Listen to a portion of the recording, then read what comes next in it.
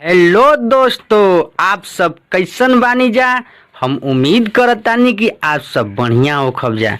तो आज हम आप लोगन के लिए लेके आइल बानी न्यू ट्रैक पर भोजपुरी सैड सॉन्ग। तो आई जा सॉन्ग के स्टार्ट करतानी। लेकिन सॉन्ग स्टार्ट करे से पहले अगर आप लोग हमारे चैनल पर नया होखब जा तो हमारे चैनल के सब्सक्राइब कर देव जा, लाइक कमेंट शेयर कर देव जा और बेल आइकन प्रेस कर देव जा ताकि हमार हर नोटिफिकेशन आप लोग तक शीघ्र पहुंच सके। तो आई जा सॉन्ग के स्टार्ट करतनी। मुखड़ा है।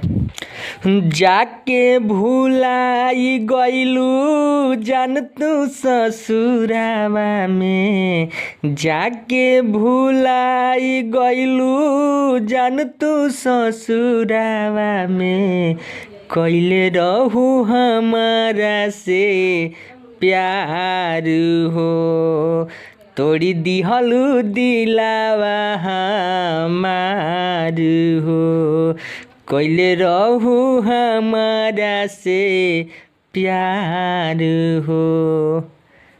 इसका फर्स्ट अंतरा खइलू कसम धके हाथवा में हाथ हो, कबो ना भुलाइब देहब जिंदगी भर साथ हो। खइलू कसम धके हाथवा में हाथ हो, कबो ना भुलाइब रहब जिंदगी भर साथ हो। तोहरे ही यादवा में पी सारा बाबा हो, तोहरे ही यादवा में पी सारा बाबा हो। हर कोइली हनी जिंदगी बेकार हो, कइले रहू हमारा से प्यार हो, तोड़ी दिहलू दिलावा हमार हो। जान हो कइले रहू हमारे से प्यार हो। सेकेंड अंतरा और लास्ट अंतरा। जनती जे बेवफा हो खबू तू यार हो, हर कबहू ना करती हम तोहरा से प्यार हो। जनती जे बेवफा हो खबू तू यार हो, कबहू ना करती हम तोहरा से प्यार हो।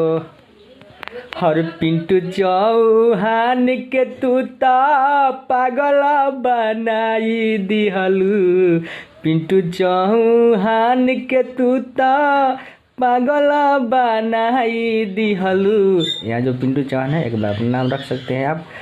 पिंटू चौहान के तू तो पागल बनाई दिहलू, हर लौ के ना पानी अंगार हो, तोड़ी दिहलू दिलावा हमार हो।